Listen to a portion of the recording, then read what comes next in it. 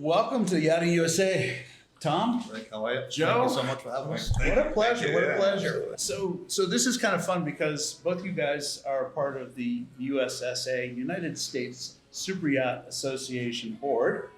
But before we go down that rabbit hole, real quick, I wanted to give you each an opportunity to just introduce yourselves a little bit and tell us a little bit about your business. And Joe, why don't you go first? Yeah, thank you so much, Rick, for having us.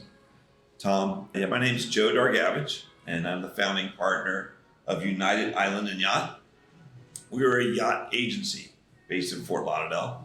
And for those who don't know what a yacht agency is, in the brokerage business, we're not in the charter business. Not management? No management. We're in the agency business. We handle the movement and clearance of yachts from around the world as they come into our region. Our region happened to be southeastern United States, Puerto Rico, and the Bahamas. And we start with their customs, their immigration, their visa programs, and then we move on to ancillary concierge services after that. And we've been in business since 2017, myself and my business partner, Laura Garcia. And we're honored to be here in Savannah. All right. Thanks, Joe. That's a nice quick introduction and a good overview of what you do. Tom, you and I go back a ways. Just tell us a little bit about EYS, Engineered Yacht Solutions. Well, thanks for having us here today, Rick. Real pleasure. It's a pleasure. Yeah. So Engineered Yacht Solutions, we're 10 years old. We just celebrated our 10-year anniversary last month. Congratulations. We're a metal fabrication, welding, and plumbing and pipe fitting company based in South Florida with a base in Fort Lauderdale and Lauderdale Marine Center. And we have a base in Palm Beach, and we have another service center up here in Savannah Yacht Center. And we've got about 22, 23 full-time staff in Savannah. We've got about 10 in Palm Beach, and we've got the rest of about 50 or 60 in Fort Lauderdale. So we've got about 75, 80 full-time staff in the 3 locations. And most of our business is metal fabrication, welding, or plumbing and pipe fitting, and we do a bunch of stuff in between. And really, we're just centered around service and good customer service and building a customer base. And I preach twice a year for 20 years. That's kind of our goal with our customers. It's the long-term goal so we can create careers for our guys and create a base for customers to come to twice a year for 20 years. So we're happy to be here in Savannah and promote Savannah. So here we are in Savannah. Look at that beautiful cupola behind me. And for those who are going to watch this podcast, you're going to see some incredible drone footage that my son Tristan took earlier. But you guys both touched on something I think is really important already before we even go down the conversation about the USSA, and that is this is an industry that employs a lot of people, and it's spread out. It's not geographically centered. It's a little bit of everywhere in the maritime space. And so I think it's really important. I'd like to point that out to those who pay attention, listen, that this is an industry of jobs, and these are jobs that are not minimum wage type jobs, but these are career development type of vocational jobs that are sometimes overlooked, and I think it's important as an industry we talk about that when we have the opportunity to. Yep. But that's not specifically why we're here today. We're in Savannah, Georgia for a gathering of the USSA. Members are showing up in a few minutes. When we finish this conversation, there's going to be a reception here and then a nice dinner. And why don't you tell us a little bit about what the rest of this week's going to look like? It'll be a fun way to kind of start this conversation off, I think. Absolutely. So the USSA, or the U.S. Superyacht Association, has been founded on the premise that we showcase our members and the regions that our members do business. And we've been doing that for many years. And as we move into 2025, we're really broadening how we've done that in the past. And Savannah is the first stop on a tour, if you will, to showcase other locations. But we picked Savannah because the southeastern United States is really growing when it comes to the yachting industry, and especially the super yacht industry. It was something that you didn't really speak of in the past, meaning that not a lot of vessels came this way. And a lot of our larger vessels didn't necessarily venture up the East Coast. And when we speak of Savannah, we can't just think of marina space or dockage. It's actually become very well known, and I'll let Tom get into that more, but for the services that can be provided in the Savannah market. It is founded on a great river system that comes in and was very pliable during wartime especially during World War II. So for those of us in the industry, we like to hear that because we know it's deep water. Yes. And that deep water boats can get in. And so the marina, we're going to be visiting the 70 participants and USSA members that are attending this week. We'll be visiting 3 locations. We'll be visiting the Safe Harbor Savannah Yacht Center, which is a boatyard. We'll be visiting Thunderbolt Marina, another boatyard facility. And then the brand new IGY Marina that just opened this past month. And so we're real excited to be here. Yeah, no, you should be. I think it's an amazing event. I'm proud and pleased to be part of it and to kind of create a little bit of a voice for everybody while we're here this week. Tom, I know you have infrastructure here. You've got facility and employees, and so Savannah's become a second home to you, so to speak. Yeah, it has. I'm up here every month, at least once a month, visiting the team. We've been lucky enough, so our team is comprised of about 23 technicians, but it started off with guys that were trained in our South Florida facility that knew me, that were trusted, and moved up here for cost of living, or, one guy moved up with a son because he needed more affordable housing. Some of the guys were younger guys that just wanted to get out of South Florida and have a bit of a slower paced life. And one guy lives on 5 acres, 45 minutes outside of town. So the guys from South Florida came up, and that's really been key to our success up here. It's guys that I knew, trusted, and trained in South Florida that have moved up to Savannah, and it's allowed us to garner the South Florida mentality of yacht repair, and then bring in some local guys and gals to join the team and train them up as well. So yeah, Savannah is a wonderful town. It's a little slower paced than what we're used to in South Florida, and so we kind of talk about bringing the South Florida mentality to Savannah, because down there we're running 100 miles an hour all day long, and that's just kind of how you got to get things done on the yachts for the most part. And that's just not the mentality up here. So we've been lucky enough to transplant some of our guys from down south to come up here to train the local guys, and so now we've got 20-something people up here. And yeah, I think we've had shop space up here for 4 years. We've been coming and going from up to Savannah for 5 or 6 years, and we've been permanent here for probably 4 years. And it started off with a couple of guys, and now there's 20-something, and more growth to come for sure. Well, I find that fascinating and encouraging. The conversations I was privy to back before Safe Harbors acquired the Savannah Yachting Center, and legacy people such as Jim Barillas and George Whitehouse and others who were involved in building out the facility.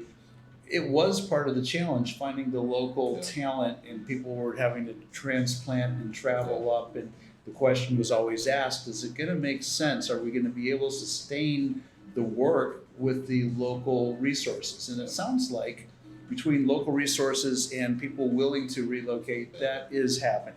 It was a risk, but we got lucky as well. With the guys coming up from down south, we just had enough people that wanted to move. And there is a lot of commercial ship repair people up here. There's not a lot of yacht repair people, but there is a lot of commercial ship repair people. So people know how to plumb and weld and do those things, but training them into yacht repair has been a challenge. But it's been a good challenge, and it's working out for us so far. Gotcha. Yeah. What about the whole concept of getting an owner or a captain to say, yeah, let's go to Savannah instead of let's go to Palm Beach and do it at Rybovich, or let's go to, Dania Point and do it at Directors, or whatever that looks like?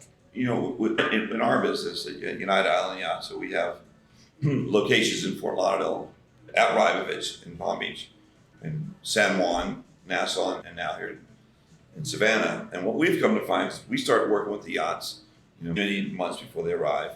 And as they start to seek out their locations and start picking project managers and talking to the likes of Tom, we have found that a number of vessels, one, the crew really likes Savannah.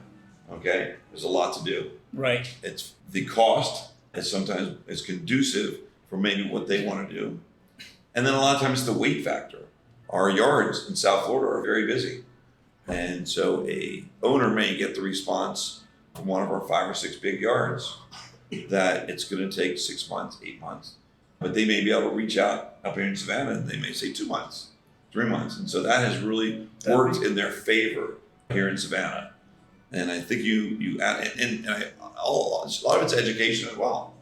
A lot of people just don't know where Savannah. You're talking about people who are coming from Europe, and a lot of times it's not necessarily the owners; it's a lot of times the captains, and they haven't been to Savannah. And they don't, It's the fear of the unknown. Yeah, This is what this is really all about. It's educating these captains Yeah. and crew to let them know that there is resources up there, there is facilities, and we can't compete with South Florida, and we can't compete with Europe. Come to Savannah, and really, once you get here, it's like, Well, beautiful. and that's why we're here this week. What a gorgeous week, too. Look at this weather we've got and this opportunity to Yeah. kind of come together as an industry. And let me just add one last thing. I don't hate to go back this way, but deep water, Tom will tell you, it's about deep water all day long. Yeah. They've got water here in Savannah that we don't even wish we had down in South Florida. Good and point. the facilities here, the boats are just getting bigger, and so South Florida is kind of tapped out at a certain length of vessel or size Yep. of vessel, and Savannah, you can just go bigger. And we really have an opportunity in Savannah to compete with some of the bigger shipyards in Europe when it comes to the 70, 80, 90, 100 meter vessels that we've never been able to touch in the United States before. Now we're having a real opportunity to capture some of that refit work from Europe and being able to do it here. So, And I don't want you to think for a minute, Rick, when we speak this way, it's about taking anything from South Florida. Almost every large boatyard owner in South Florida is also looking up this way.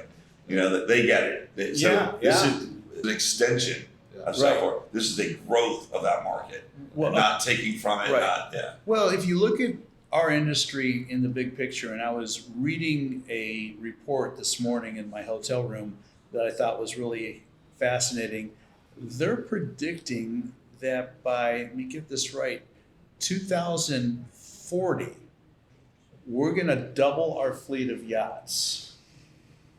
And try to get your head around what that really means, because we don't have, what best I can tell, we don't have the opportunity to double our waterfront frontage. So it has to be done smarter. It has to be done more collaboratively, and we need to find the new spaces to move into if you're going to support that kind of growth. Yeah, and it's not always easy being first.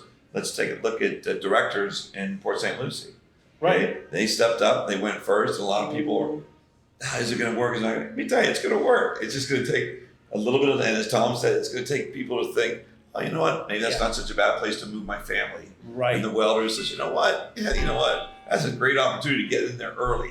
And that just like other areas, that will grow and that will work. It's just a matter of time. Well, and I'm glad you mentioned this, Joe, because this is something that I do talk about, and it's come into the conversation in previous podcasts. By the way, love this historic Savannah when you get the chiming bells, and 100%. you don't find that most places that I'm traveling to, except for Amsterdam. Maybe that was the last time I think I heard the bells. Yeah. But no, talking about transport, like think about when Dargavage was started and how everybody thought driving an hour away was the worst thing. Oh, in my the world. goodness. It was Thomas Brutal. Soper. It was talked about so much that tradesmen were not going to battle 95 to go up to Palm Beach Riviera Beach. Yeah. It was talked about for years. oh yeah, This is just an extension of, in my mind, it's just an extension of South Florida. Exactly true. And when we talk about the value of the USSA, and that's where my gratitude was coming your way about bringing up Director Shipyard. Paul and his team took a big risk and made a big decision to come into Fort Pierce and start developing that area. And I'd go on the record again to say that for that program to be successful, he needs the industry to help him up. We as an industry need to look at that and say, hey, there's deep water, the ability to bring in bigger boats. For that area to be successful, like Savannah is going to be successful, you need to build the infrastructure, you need to have trades, you need to have affordable housing. I've noticed that downtown area is gentrifying. It's much nicer than it once was. And so these are how we're going to grow our yachting industry in the United States, in my opinion, by having viable infrastructure for these boats. But we're in Savannah now, so we're talking about Savannah. And one of the things I noticed is IGY has an amazing marina right across the river here. That is correct. Their face dock. Don't quote me on this. We'll get with Gilly tomorrow. But I think it is either right at 1,000 feet or a little over I 1,000 think it's feet. close to 1,200. Yeah, so it is amazing. I was told 1,200. Once again, so there you go. And once again, deep water. Deep water. Yeah. So how many 100-meter boats can you put? I think that's at least 3, possibly 4, if you squeeze them in there, And right? not to go back, just one last thing on that deep water, how important it is. And it's almost like a rebirth as well. of some of these locations. A number of the locations we're talking about were used in other industries. Port St. Lucie was used in the produce industry, and the ships had to come into Florida. Savannah was a military situation. Yeah. And let's not forget the Gulf side that's really going to grow in this realm that we're talking about. And they're going to be utilizing a lot of the old oil rig boats that were being produced in that area are going to be some great locations for servicing yachts. That's right. And they all have that same thing.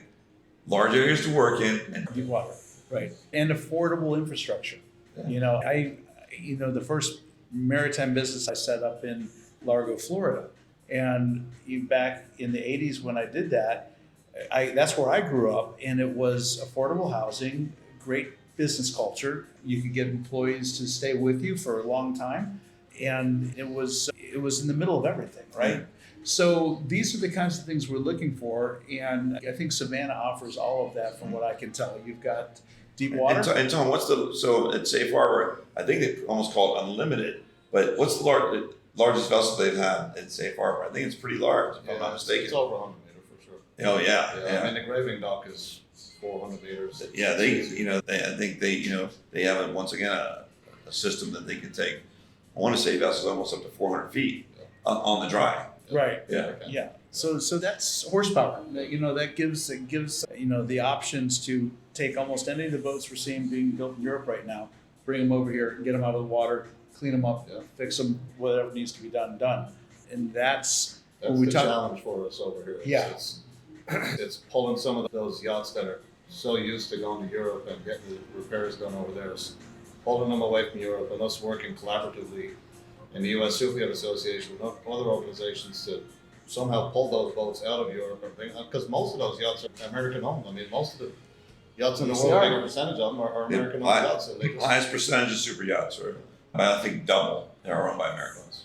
Well, I can tell you from just conversations I've had with FedShip, somewhere between 64-65% of their clients are American.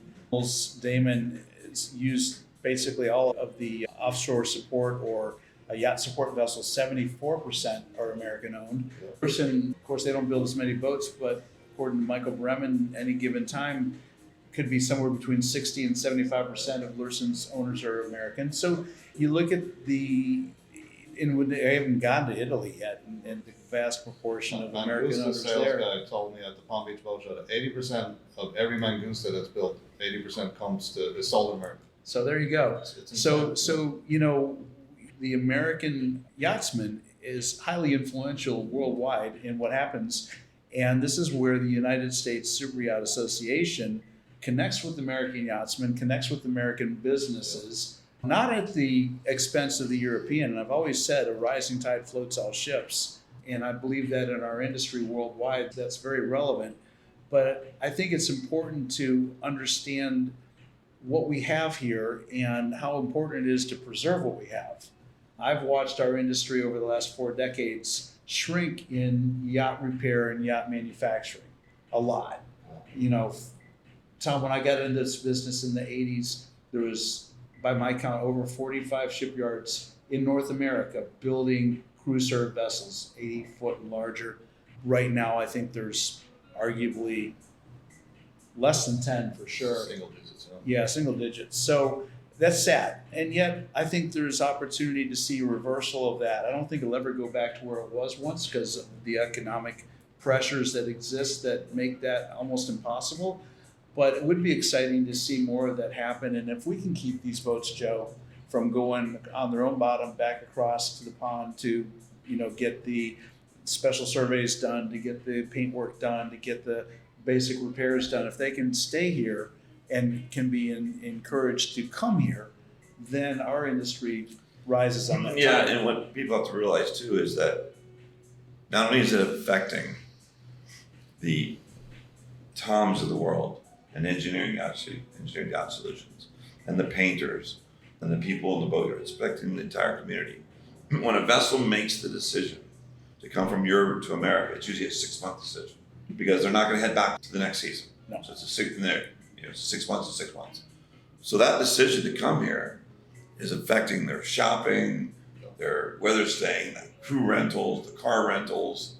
the provisioning, going to the movie theater, whatever it might be that they're doing while they're here. Right. And it's a lot of stuff they're doing while they're here. Right. And that's where it really comes full circle about affecting our industry as a whole and the communities that those industries go into in our region. We don't like to even use the word just South Florida anymore. It's a regional thing. We want them to come to our region. We get them to our region, they stay in our region. That's right. Now, they may come to Fort Lauderdale, but go to Savannah, but there's a good chance they may come back to Fort Lauderdale before they go back to Europe somewhere. Right. That's our region. Yeah, no question about it. Whether they're in private operation or charter operation, anytime these boats pulls into a port anywhere, it's an economic machine. And that's the part so few people really understand or respect about our yachting industry is it's just not the purchase of the boat or the construction of the boat. It is a constant, continual transfer of wealth from the hyper wealthy into our society, into our businesses, and our businesses employ people at living wages and pay benefits and health insurance and all of that. So, it's across the board. It's a real win. On a daily basis in South Florida, I'll go into a store or anything, and the minute they know that I'm in the yachting industry, they're like, wow, we get a lot of yacht crew for that. And, I was just recently in a sneaker store, running store. I was recently in a florist. And both of those people are like, oh, we love the yachting industry. We cater to them all day long. Right. And people don't always think about, those types of businesses. It's a big deal. But that's so true. And that repeats in every port that you go to, that there's facilities like what IGY has just built across the way here, and the ability to, service and support so many white boats at a given time. I think that's big. Something that's come on the table somewhat recently in the last 100 days, concerns about immigration and yacht crew.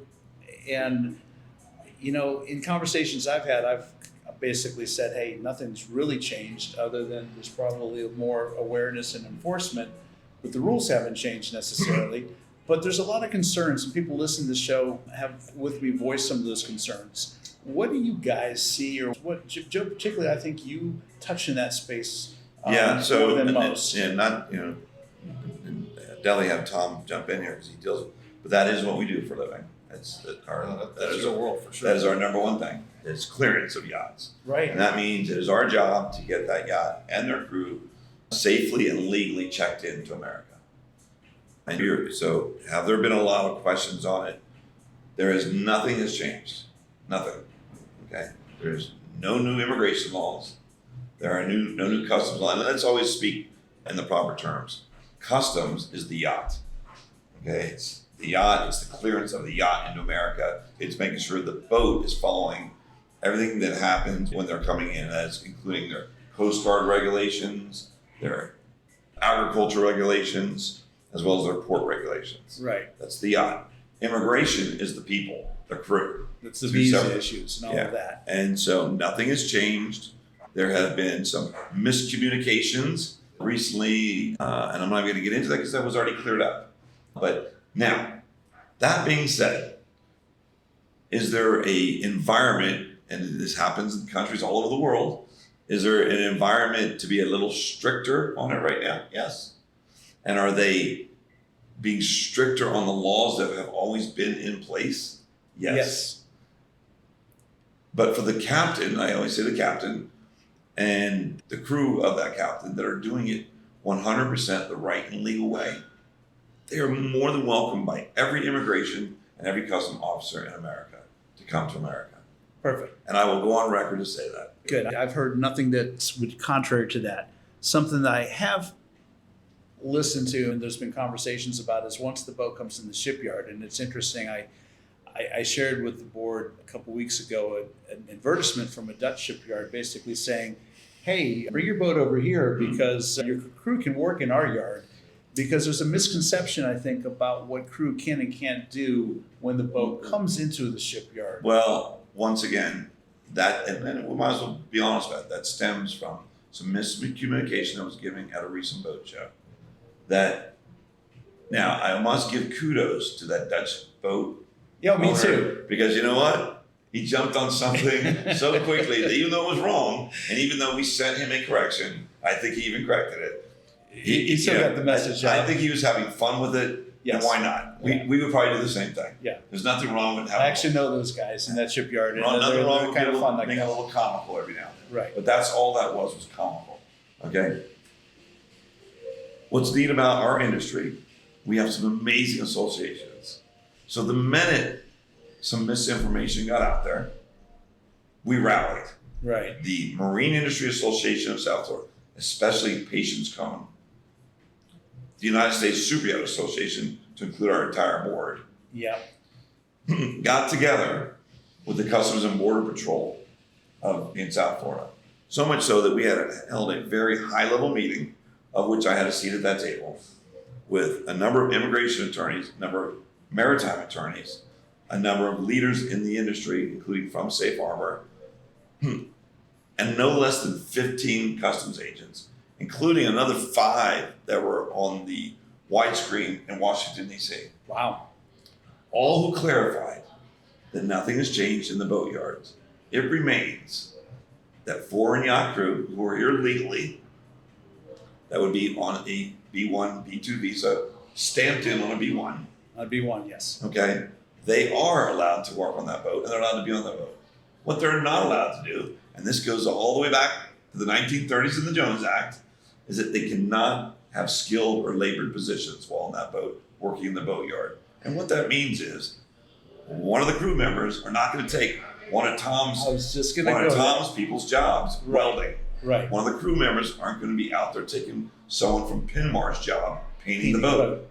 Can a crew member still be there cleaning and doing their daily duties? And the chef, because absolutely nothing has changed. That has been the rule last week, last year, 10 years ago. Yes. That's been my understanding as well. But it's so But- easy in this time to get things confused or to stir the pot a little bit to make things sound I was going to confusing. say, with social media and misinformation, it's so easy to get everything mixed up. And really, we lean on, in the association, we lean on Joe a lot because he's kind of a resident B1, B2 expert, being in the industry he is. And it's not really my world, and I don't know a lot about it, but he was able to clarify a lot for us. And he was in the high-level meetings, and he understood what was going on. And so when Joe said, nothing's changed, guys, you got to just keep going. But Tom is in the business of hiring lots of people Yes, he is. who have great jobs. Yes. And we want to protect those jobs too. Oh, There's nothing wrong with absolutely. that. No, And that's it should be. we've landed up in a day and age that we get blasted almost if we say we want to protect it. Of course we want to protect those jobs. Those are Right. great.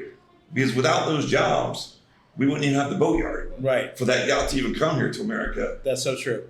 And so Yeah, if everybody understands their role, it we makes continue sense. working great together. It makes sense. It really does. And it's just when I think they say when it's foggy at the top, it's raining at the bottom. And I think that's part of it is there was just a little lack of clarity. And Joe, I would thank you. I think you just in the last 10 minutes put some great clarity into the conversation that will be understood those who listen to this conversation. Thank you. Which is, again, I think why the USSA is a relevant and valuable organization. Full disclosure, I was a board member a number of years ago. My company, Nautical Structures, was one of the first founding members of the USSA. Proud to say that. I saw that as a real value when it was introduced to me as a organization. I know over the years it's taken some hits a little bit because of some lack of, not to say lack of vision, but nothing new happened until recently. And now we got a new board. I think we got a new direction. What's that look like? What do you guys see coming together in 2025 and with maybe we'll call it a reinvention of the organization to a certain extent?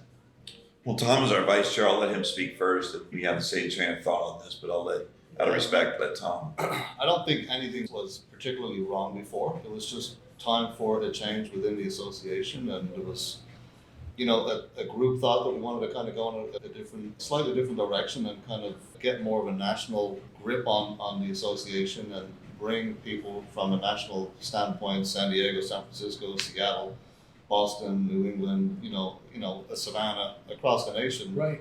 Get everybody involved because this is a US Superyacht Association. This is countrywide. It's not just South Florida. And sometimes we get honed in on just South Florida, and really it's not just a South Florida thing, it's countrywide. And so I think Savannah is a perfect example of the reach of the association out of South Florida, and it's just going to continue to go. So, you know, I don't think anything was particularly wrong before. I think the board just wanted to be more involved and get more of a group think going on things and work collaboratively to strengthen the association and broaden the association. And, you know, that's really what we're doing. We're just, you know, everything changes, and it doesn't mean that something was wrong before. Sometimes change is good. And if I came across alluding that there was something wrong before, that wasn't the intent, because I think the organization's always been a strong organization with good vision. But I do accept and understand how every organization needs a bit of reinvention, and you know, we move into what the next piece is going to look like. And with what's going on in our industry worldwide, we need to be you know, partnering worldwide to a certain extent, but at the same time, I think we need to also pay attention to what's happening on our own shores to a certain extent to make sure that, just look at Marine Max and One Water and Safe Harbor and Suntech and, you know, IGY and everything that all those big, huge corporations have been doing the last 5 or 10 years. I mean, the industry as a whole is really changing, and we need to just shift with it and together. And it continues to grow, and it'll grow with us or without us. So, that's right. You know, I think it's important that we look at that. I was thrilled to be over in Amsterdam again last November, to be there with the USSA and see members over there participating in the industry. I think there could be, my opinion, a little larger footprint over there. I was really surprised when I saw the numbers of, you know, participants at METS, and the number of U.S. participants were remarkably small when you consider the size of our maritime industry here. You know, so that's a little self-criticism, perhaps, that we have some roads to travel yet to really get the reach that I think we could have. Education is important, Rick, but it also shows us that we have lots more to grow. Oh yeah. You know, some of us are, you know, we're still at the very beginning of some of this. And that's the fun of it. We got a lot more to get, a lot more to do, and a lot more to grow. And just to finish up on what you were saying and Tom was saying, is that we applaud, you know, the history of the USSA. We applaud the history of the board, and we most certainly applaud the history of all of our management teams throughout the past that have gotten us this far. And like Tom said, we're just, you know, it's just a new time to do some new and fun things, to go after some of these new markets and make sure that everybody understands that in the yacht, and especially in the super yacht world, there's nowhere better than the United States. Oh no. To not only come as a destination, but come and get work done. Oh yeah. We're very proud of our craftsmanship and our tradesmen in America. Very proud. Oh, no question and about it. we're here today to promote that. Yeah. If anybody, or any doubt, that's what the USSA does not do. That is what we do. No, We promote American businesses. We promote American yachting businesses. And don't get me wrong, we have lots of international partners in the USSA and a lot of international members. And as we should. And as we should. It's a But our goal is to promote to them and to everybody else what we can do here in the United States. That's right. Well, you mentioned earlier in this conversation, Finmar. You know, they're down the road here. They've got the infrastructure and facility here. They've got the same down in Fort Lauderdale. And, you know, that's why our foreign partners are so important, because many of them actually have strong interests here in the United States. That's right. And they have strong interest in us doing very well at our jobs as tradesmen. That's true. That's absolutely true. And again, as it should be. I was at the USSA Superyacht Summit. Gosh, it seems like months ago. It was only last month in March, right before the day before the Palm Beach Boat Show started. I thought that came off very well. The panel conversations that were held that day, I thought were remarkable.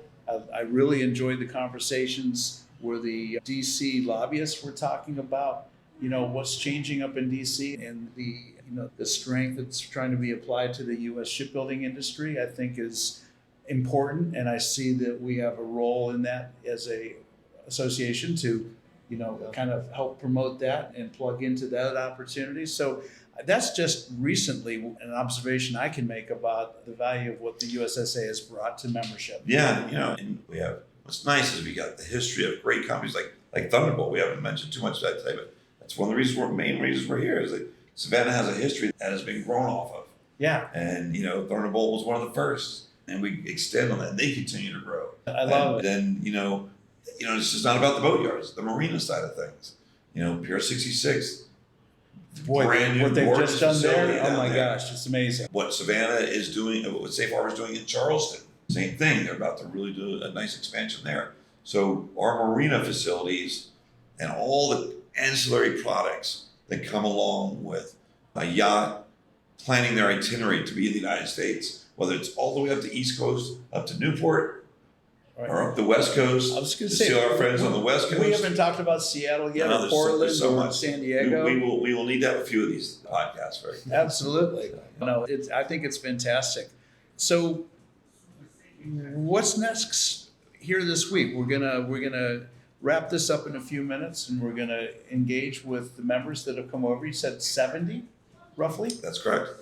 And some excellent members. We've got CEOs, we've got executive directors, we've got upper level management, sales directors. We've got an amazing group of people that represent really the who's who in yachting in this region that are here this week for not only a great tour of Thunderbolt, Savannah, Yacht Center, and IGY, but to spend time together to see how we can better the industry and do more for our clientele that are coming to America. And that's what an association should do for its members. It's a learning experience for all of us, and I'm really interested to find out what we can do up here as my small company, what we can do to make it more, a better destination for these yachts to come to. And so I'm really interested to have some conversations with some people and figure out what I need to do to make it the destination for these yachts to go to. And I know the shipyards are thinking the same damn thing. It's like, what do we need to do to get these people here? It's a great audience, and we're gonna have a great time showing them Savannah as a destination, and the shipyards and the marinas and just the area as a whole, and the capabilities here. The support is here, the repair facilities are here, the people are here, it's all here now. And maybe Savannah's gone through phases over 10, 20, 30 years where it was here and then it was gone, it was here and it was gone. I think it's here now, and I think it's here to stay, and I think we have a real opportunity to illustrate that to a great audience in the next couple of days. Well, I agree. And I would say on the record that I think the association has done its membership a real solid. It's what I sign up for when I pay my annual dues, is to have some value coming back to my business. And exactly what you've delivered here is a core group of key people that can talk about what this means to them, some new awareness they never had. And I dare say that there's going to be a lot of people listening to our conversation or watching our conversation that hadn't previously considered Savannah. And hopefully we're able to open some ideas, get some conversations started, and deliver a message that says, if you've not been here, get on a plane or get on the road, come up here, take a look. I would tell you that the welcome that I've enjoyed coming into this town has always been warm. The opportunity's always been here. I've never left Savannah disappointed. And discover Savannah's yachting center, not to confuse Savannah Yachting Center with Savannah being a yachting center. Careful there, Rick. Yeah. But really, this is a great place to come and really plug in. I was in Verge Yacht's new office earlier this morning, just walking distance down Bay Street here. Wow, What a great group they are too. That's a great. Anita has built an amazing team, and Tess and Nick over. I mean, Just they've helped so much put this together. Joe and I kind of started on the committee of the Savannah thing, and as soon as Anita and Tess and Nick got involved, Joe and I were kind of like, okay, We let the professionals take over. no doubt, no, they are, and I saw it. They don't even have the sign in front of the new facility. It's brand new. It's gorgeous. It's got an upstairs roof like this has, and visionary. She really is. Yeah. She's good people. So we're seeing tangible investment here with what you've done, Joe, with what Anita and their group have done there with Verge. It continues, and I just would, kind of wrap this up by saying there's a reason these investments are being made. Come to Savannah, pay attention, and see if it doesn't make sense to, whether you're going to plant a flag here or just come up here to try to do a little business. I don't think you walk away from here very disappointed with that. No, not at all. Savannah is a tourism destination at the end of the day. That's the biggest industry here, is history and tourism. And so Wow. when the yachts come, they get taken care of. And Southern hospitality is just hard to beat. The restaurants are absolutely amazing. And there's a lot to offer in South Florida and other parts of the country, but there's This is really like the classic history. city. This is American history, and the Southern hospitality There's nowhere else really like it. It's fantastic. And again, I can't help but also just reiterate that if you are doing business in the United States, in the yachting industry, if you are not a member of the USSA, the United States Superyacht Association, you should be. And I will tell you from my own perspective and my own experience, it's always delivered value. And this is an organization that is inclusive. And I would just conclude by saying that this USSA group, once you've kind of plugged into it, your takeaway, you get out of it and whatever you put in. That's true in any business, any social endeavor you do. But this organization, particularly, if you plug into it and put some effort into it, feedback and the benefits you're going to reap are going to be significantly noticeable.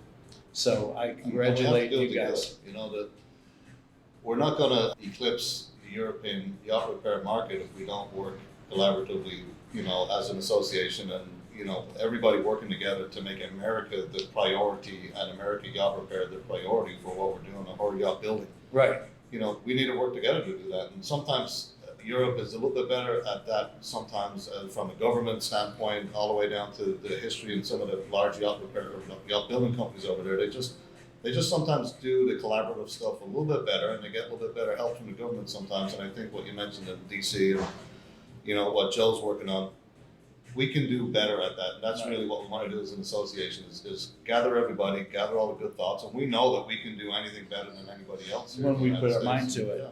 You know, I tell the story. I was in Amsterdam. Well, I've traveled that city a lot, but most recently I was there and I was invited to the Van Lent facility in Amsterdam. And they've got an amazing refit and build shed construction that just was mind-blowing. And then what the takeaway was is at the end of my tour of that facility, they pointed to the property just adjacent and then another piece of property across the river from them, just as we can point across the river to the IGY facility. And they said there's going to be a second and third of these built. And that's what, if I sit here as an advocate for the U.S. yachting industry, I would say that's the piece that we're missing that I hope that we can nurture and encourage and attract, is that kind of investment. The investment to put in the infrastructure so the boats do come. That old Kevin Costner movie, if you build it, they will come. I think there's something to be said about that. And so, you know, I think in conclusion, the USSA has a mission and a voice, and hopefully we work as an industry to encourage investment in the United States. We build more infrastructure here for refit, whether it's in Savannah or Fort Pierce or Seattle or New Orleans, wherever it makes sense to, you know, to set up facility to support these boats. I think ultimately the payoff, the investment will have a benefit. So, gentlemen, again, I appreciate the hospitality. It's good to be here. Thank you very much for your time and the information that we've just shared. There's a lot of value to that. I hope you guys have a great rest of the week. Thank you, Rick. And Thanks, Rick. Appreciate thank you for showcasing us, showcasing the USSA. Absolutely. And thank you for showcasing the yachting industry here in America on all your shows. Well, we try our best. Rising tide floats all ships, right? So until the next time, I'm out of here.